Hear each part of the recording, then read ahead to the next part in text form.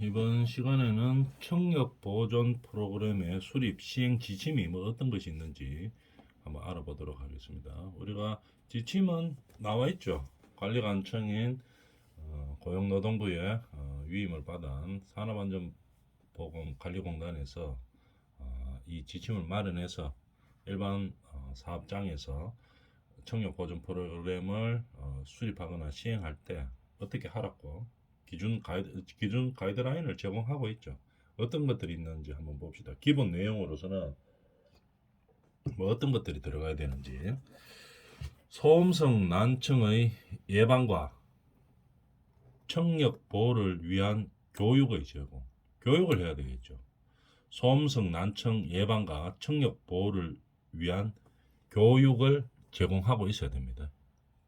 프로그램에는 누구를 교육시킵니까? 근로자들이 교육이 되도록 시켜야 되는 거겠죠. 실제로 우리 현장에서의 근로자들이 난청 예방과 청력 보호를 위해서 교육을 받고 스스로 인식을 해서 이거 난청이 오면 안 되겠구나.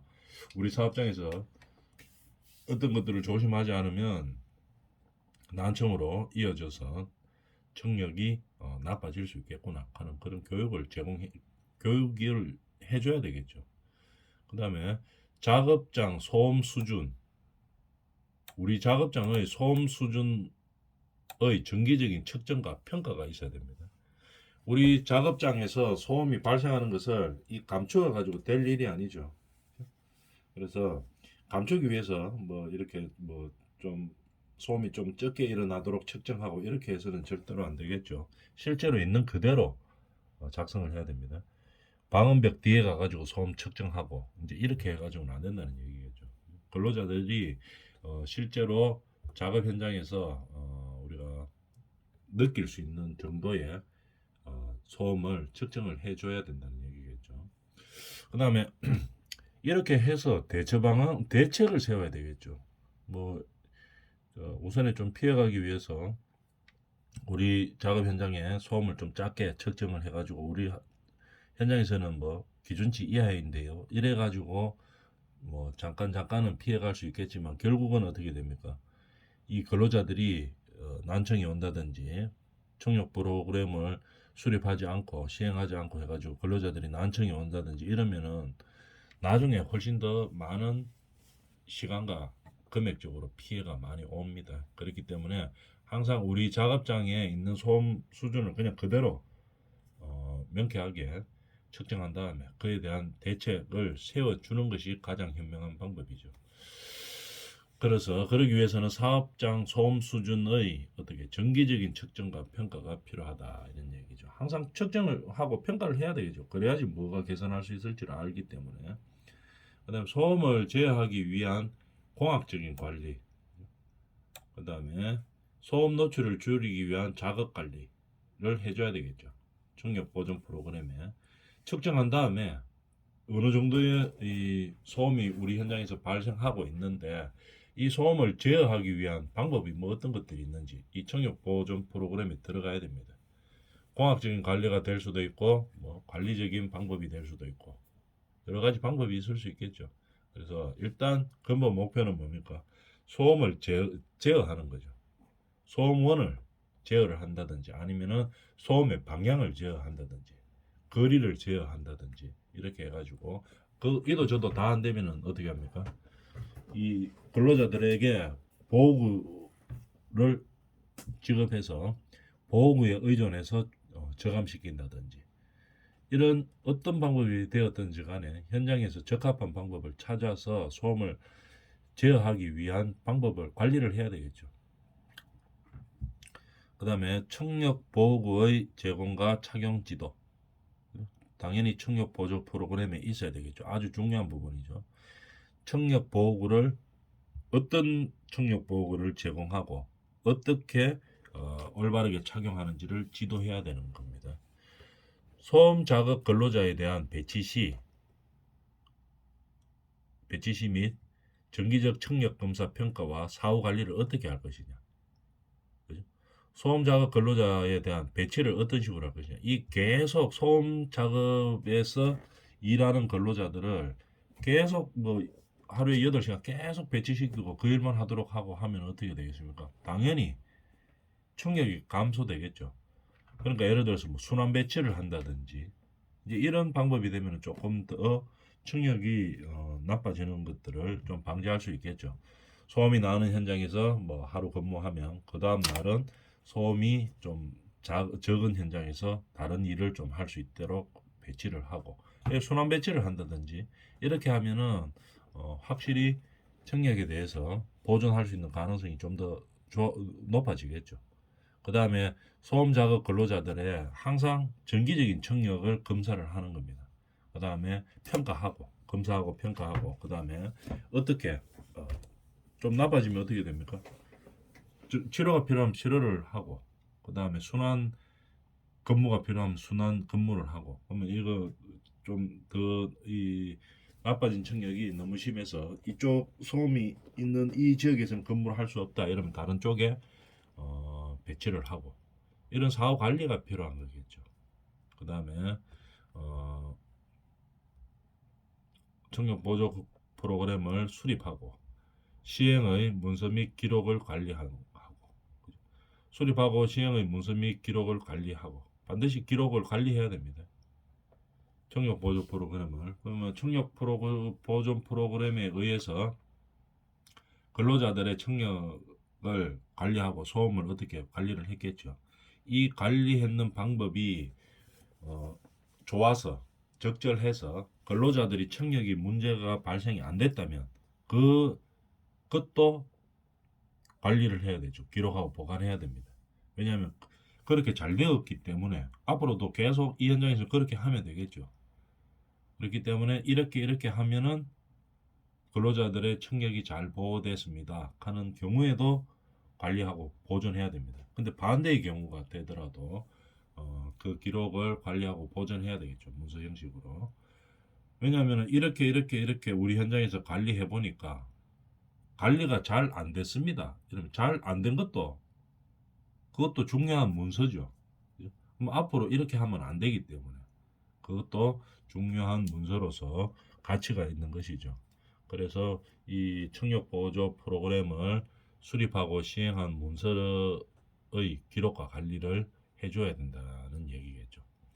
그 다음에 청력 보존 프로그램의 수립 시행 결과에 대한 정기적인 평가와 보완으로 구성되어야 된다. 항상 평가하고 부족한 게 있으면 보완하고 이렇게 해야 되겠죠.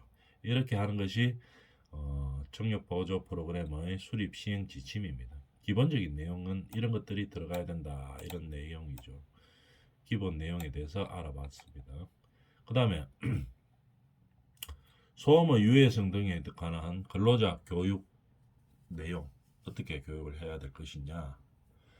소음이 우리 이 근로 현장에서 발생하면 소음의 유해성과 인체에 미치는 영향에 대해서 교육을 해야 되겠죠. 근로자들을 어떤 내용들을 교육해야 되는지에 대한 지침이 나와 있는 거죠.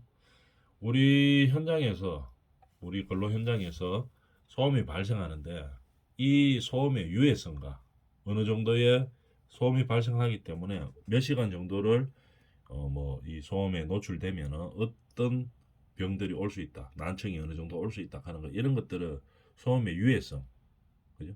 인체에 어떤 영향을 미치는지 반드시 교육을 해야 되겠죠. 그죠? 그래서 그 난청이 근로자들에게 오지 않도록 해야 되기 때문에 이 소음의 유해성과 미치는 영향, 인체에 미치는 영향에 대해서 분명하게 이야기를 하고 그 다음에 이거를 교육을 해야 된다는 얘기겠죠. 그 다음에 소음 측정과 평가 어떻게 할 것인지, 소음의 측정하고 평가를 어떻게 할 것인지 교육을 해야 되겠죠. 근로자들에게. 그 다음에 소음의 초과 정도 및 소음 노출 저감 방법. 중요한 게 뭡니까? 소음 노출을 어떻게 저감할 것이냐. 이게 가장 중요한 거죠. 우리 근로자들이 근로 현장에서 소음에 노출되는 것을 어떻게 저감할 것이냐, 작게 노출되도록 할 것이냐, 이거를 우리가 교육을 해야 되겠죠. 보호구를 착용할 것이냐, 아니면은 근무하는 시간을 줄일 것이냐, 아니면은 뭐 어떻게 다른 방음 장치나 소음원들에 대해서 직접적인 소음 저감 방법을 할 것이냐, 이런 소음 노출 저감 방법에 대한 교육이 필요한 겁니다. 그 다음에 청력 보호구의 착용 목적, 뭐 때문에 청력 보호구를 해야 되는지, 그 다음에 장단점이 어떤 것들이 있는지 분명하게 이야기하고 교육을 해줘야 되겠죠. 그 다음에 어떤 형태별 차음 효과는 어느 정도 되는지, 보호구 선정 또는 착용 방법 및 주의사항이 어떤 것들이 있는지, 보호구를 청력 감소를 위해서 착용을 했는데 그거에 대한 부작용으로 뭐 다른 병이 발생하고 이렇게 하면 안 되죠. 그렇기 때문에 착용 방법 및 주의사항이 어떤 것들이 있는지를 분명히 알아줘야 되겠습니다.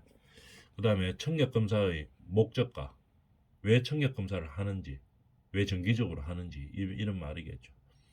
그 하는 방법과 결과가 발생했을 때 어떤 식으로 관리할 것인지, 나빠진 결과가 됐을 때 어떻게 사후 관리를 할 것인지에 대한 교육이 있어줘야 되겠죠.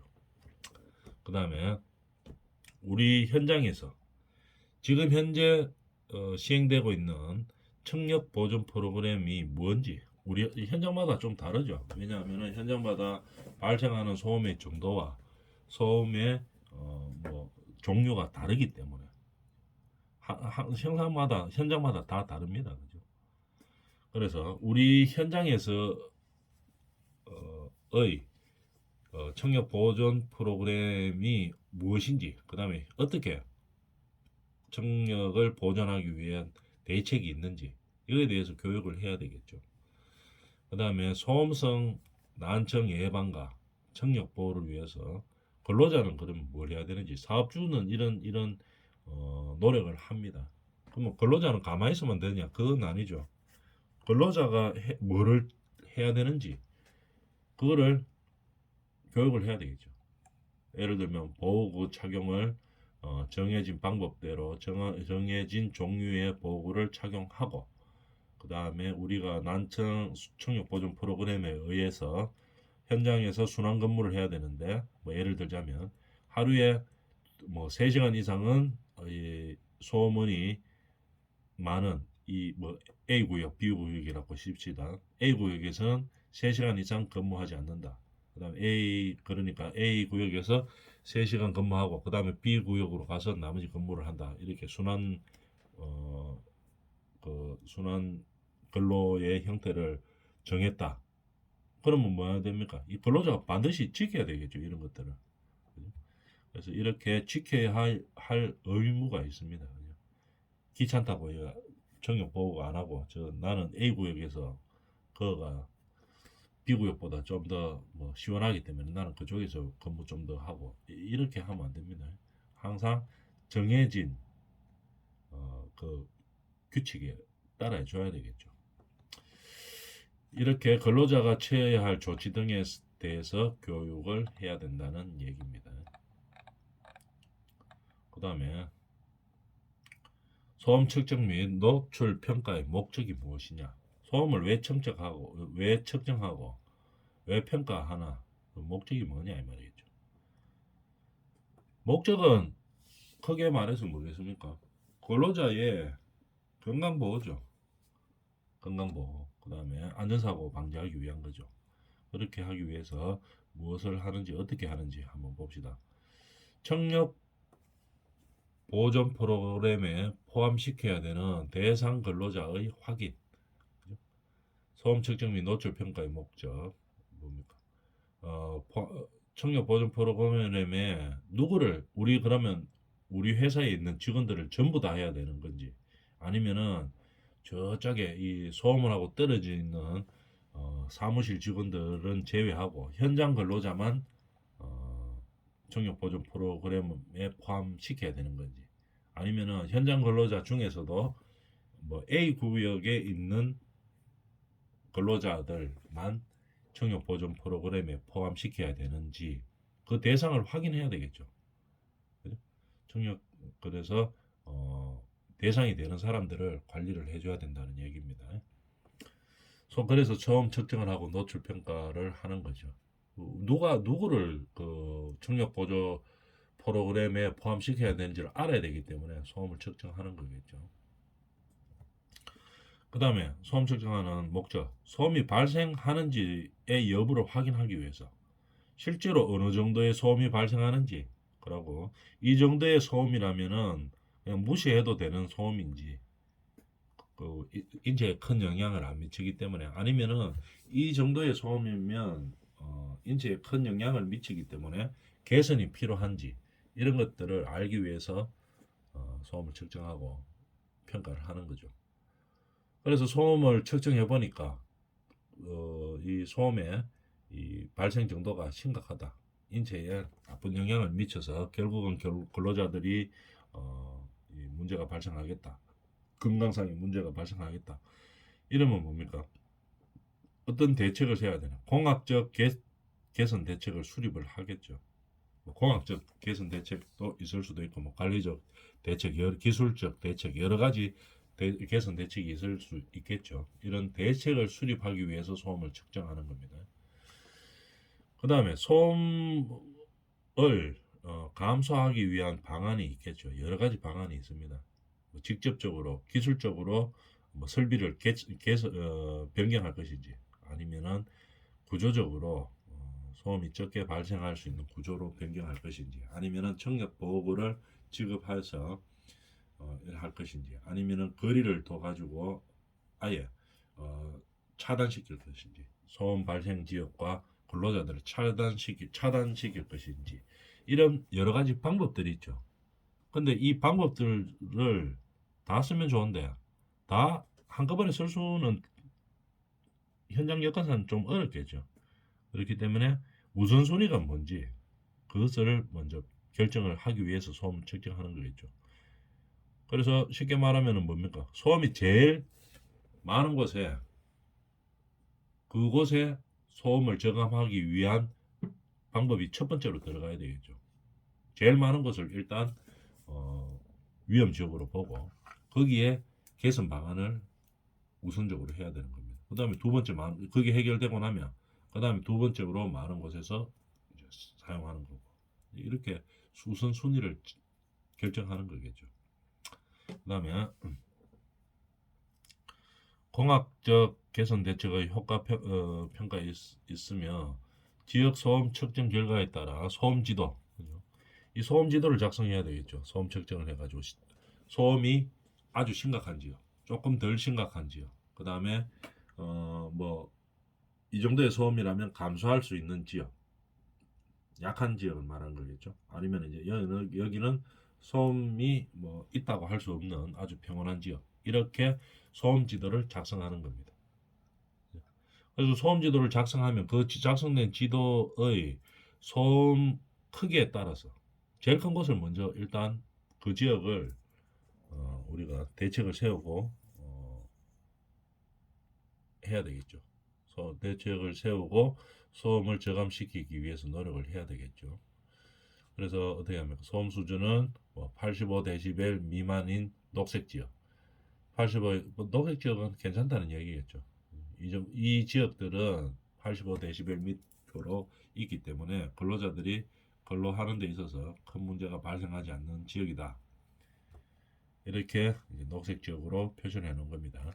그 다음에 85에서 90데시벨 황색 지역, 뭐 조금의 문제가 있는 지역은 뭐 요 정도 지역이다 황색으로 표시하고, 주황색 조금 더 이제 문제가 있는 거겠죠. 적색 100데시벨 이상, 이렇게 이거는 문제가 많은 지역이죠. 그래서 빨리 소음 대책을 세워야 되는 지역이겠죠. 이런 식으로 소음 수준에 따라 소음 지도를 작성을 하는 겁니다. 자, 그러면 청력 보존 프로그램의 시행을 위한 청력 평가 지침이 어떻게 되는가 한번 봅시다. 소음 수준이 우리가 뭐 조금만 있어도 다 우리가 청력 보존 프로그램의 시행을 하는 것은 아니죠. 없는 곳에서 뭐 할 필요는 없죠. 소음이 전혀 없는 곳, 뭐 그런 것도 있죠. 그런 곳에서는 뭐 청력 보존 프로그램을 시행을 할 필요가 없습니다. 어디다가 해야 되나 한번 봅시다. 소음 수준이 85데시벨을 초과하는 사업장이나 소음성 난청 유소견자가, 의사가 하는 거죠. 검사를 해보니까 소음성 난청 유소견자가 발생한 사업장에서는 거기에서 작업을 하는 근로자는 어떻게 합니까? 정기적으로 청력 검사를 해줘야 되는 겁니다. 왜냐하면 난청으로 발전할 가능성이 있는 사람들을 미연에 방지하기 위해서 정기적으로 청력 검사를 하는 거죠. 그 다음에 절대적인 청력 역시 기준의 평가와 더불어 여기는 이미 청력이 손실된 근로자보다 손실이 진행되고 있는 근로자를 우선적으로 보호해야 되는 겁니다. 이 청력 보존 프로그램을 할 때 물론 다 보존해야 되겠지만 이미 청력이 손실된 근로자들은 거기에서 일 안 하는 게 가장 좋은 방법이죠. 청력은 보통 뭐 일시적으로 역지 현상이 일어나 가지고 금방 회복되는 거 이런 게 아니고 청력이 일단 손실됐다고 하면은 이 다시 돌아오지는 않습니다. 일시적으로 뭐 잠깐 역지 현상에서 안 들렸다가 다시 들리고 이런 거 말고 실제로 청력이 손상된 경우 있죠. 그런 경우에는 치료를 통해서 다시 회복되지는 않습니다. 청력은 거의 드물죠. 물론 뭐 간혹 있을 수는 있겠지만 거의 안 된다고 보는 겁니다. 이걸 표현을 하자면은 나무 토막에 못을 박은 다음에 망치로 못을 박은 다음에 그 다음에 못을 빼면 어떻게 됩니까? 한번 박힌 못에는 못 자국이 그냥 그대로 남아 있죠. 못을 빼면 다른 말로 하면은 소음이 없는 곳으로 가면 하고 똑같은 의미가 되겠죠. 못을 뺀다는 것은 소음이 있는 것을 제거한다 이 말이겠죠. 그러니까 그 장소에서 일을 안 한다는 얘기겠죠. 그렇게 되면 더 나빠지지는 않습니다. 그것 때문에 다른 영향이 있어야 또 나빠지지만 다시 소음이 없는 곳으로 간다고 해서 한번 나빠진 청력이 회복되지는 않아죠. 극히 드문 일입니다. 청력이 회복된다는 것은. 그렇기 때문에 청력 보존 프로그램도 이미 청력 손실이 된 근로자보다는 지금 진행하고 있는 사람들은 우선적으로 보호하는 거죠. 막을 수 있죠. 이미 된 사람들은 다시 돌이킬 수 없기 때문에 그 현장에서 일 안 하는 수밖에 없습니다. 이미 손상이 됐는 사람들은. 근데 이미 이제 약간 진행되고 있는 사람들은 어떻게 합니까? 청력 보조 프로그램을 통해서 일을 그만두지 않더라도 그 현장에서 일을 하더라도 최대한 청력이 손실되지 않도록 그렇게 보호할 수는 있죠. 그렇기 때문에 우선적으로 보존 프로그램을 청력 보존 프로그램을 시행을 하도록 하는 거죠. 우선적으로 실행을 하는 겁니다. 청력이 조금 손실이 진행됐다고 해서 회사를 바로 그만두면 청력 보존 차원에서야 제일 좋죠. 근데 그 직장 그만두고 다른 데 직장 얻을 수 있는 보장도 별로 없을 뿐더러 여러 가지 이유에서 일을 못 그만두는 사람들도 있죠. 근로자들이 있습니다. 그렇기 때문에 청력이 손실이 진행되면 그 진행되는 사람들이 이제 발견이 되면 그 사람들이 최대한 손실을 막게 하기 위해서 우선적으로 보호를 하는 거죠. 청력 보조 프로그램이 그렇게 되는 겁니다. 보하고 직업병의 예방을 효과적으로 수행하기 위하여 동일 사업장에서 근무하고 있는 근로자의 연령을 고려한 상대적인 역시 변동. 연령대별로 역시 변동이 좀 상대적으로 좀 다를 수도 있죠. 그래서 역시 변동은 어떻게 됩니까? 일시적으로 한번 일어났다가 한번 안 들리다가 소음 때문에 뭐 강한 충격 때문에 조금만 들렸다가 다시 금방 회복되는 경우도 있고 아니면은 아예 다음부터 회복이 안 되는 경우도 있고 이제 이렇게 되겠죠. 그런 변동 사항들 이런 것들을 데이터로서 이제 관리를 한다는 얘기겠죠. 그 다음에 연령 보정은 어떻게 청력 보존 프로그램의 시행을 위한 청력 평가도 지침이 있습니다. 산업안전보건공단에 보면 청력 보존 프로그램 시행을 위한 청력 평가 지침이 있는 거죠. 어떻게 평가해라 하는 그런 지침이 있습니다. 이런 지침을 참고해서 결정하면 되는 거겠죠. 연령 보정도 마찬가지입니다. 연령대에 따라서 어느 정도 보정은 해줘야 되겠죠. 이런 보정을 해줄 때 지침을 어디에서 따르라 이 말입니까? 이런 거 카사 가이드 코사 가이드. 코사 가이드가 뭡니까 이거? 산업안전보건관리공단에서 발행한 지침이죠.